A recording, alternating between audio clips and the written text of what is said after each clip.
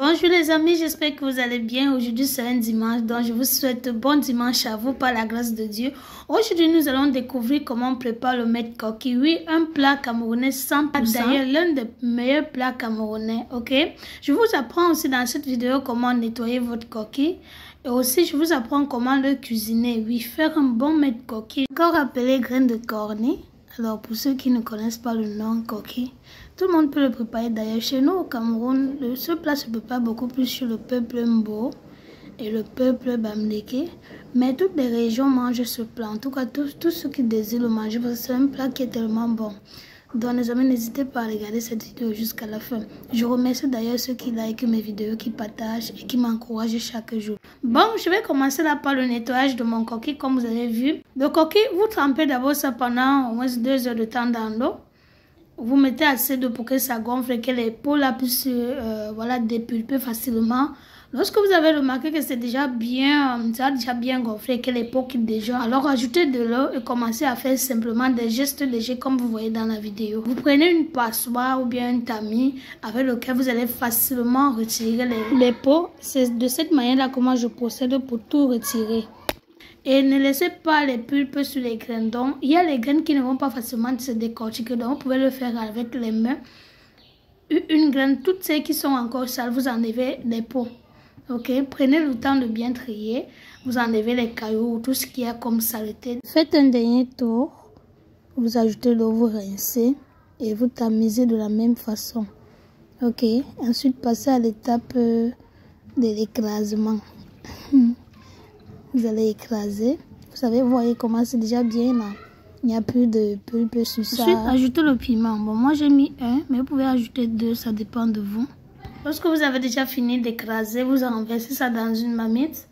Voilà, vous prenez de l'huile rouge. Par exemple, moi, ceux qui sont au Cameroun, j'ai pris le coquille 2 boîtes de 500 francs. Ok, j'ai pris un quart d'huile rouge.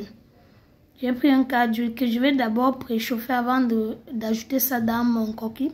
Parce que comme vous savez, le coquille est déjà un peu comme c'est glacé. Si vous ajoutez encore l'huile étant glacée, ça va pas, vous n'allez pas bien réussir votre mélange. Ça serait vraiment pâteux et l'huile va dormir sur ça. C'est pas ce que nous voulons. Ok, donc chauffez d'abord de l'huile, pas le blanchir, le chauffer uniquement. Renversez dans votre mélange, mettez du sel ensuite. Je vais mettre là du sel gemme parce que oui, le sel gemme apporte un petit goût quand même. Bon, je sais pas pour vous, mais moi quand je l'ajoute toujours, je sens une différence quand même que quand je ne l'ajoute pas.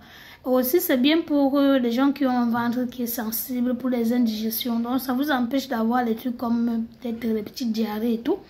Vous pouvez le manger, vous n'aurez pas de diarrhée si vous ajoutez le sel gemme. Bref, c'est aussi facultatif.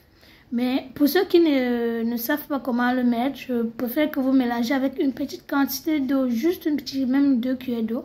Avant de là, je vais passer à l'étape de l'emballage. Okay. Je vais utiliser les feuilles de bananier pour emballer mon coquille. Un petit secret que j'ai oublié de vous dire. Voilà, il faut tourner votre coquille à l'aide d'une spatule ou bien un morceau de bois. C'est vraiment l'idéal en tout cas.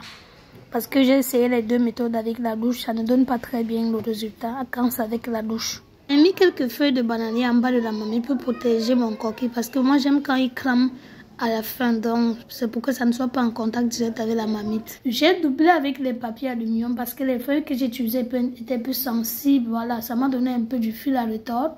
Et du coup, j'ai ajouté le papier alu pour que l'eau ne pénètre pas dans mon coquille. Et là, je vais ajouter de l'eau. Quand vous mettez de l'eau, mettez l'eau à côté. Ne versez pas l'eau en haut de votre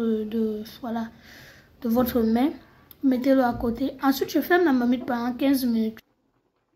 Bon, j'ajoute la patate 15 minutes après parce que je ne veux pas aussi que la patate devienne trop vite tendre. Je vais laisser 45 minutes, voire même 1 heure de temps pour que ça cuise très bien. Et là, c'est déjà prêt. Je vous présente le résultat. Est-ce que c'est pas bon ça les amis, le coquille royal si? Ça, c'est quand la vapeur a déjà frappé ça un peu. Quand ça sèche légèrement, là, le goût de ça. Essayez un peu, vous allez me dire. En tout cas, je vous laisse pour une prochaine vidéo. Bye. Merci d'avoir regardé jusqu'à la fin. Bisous.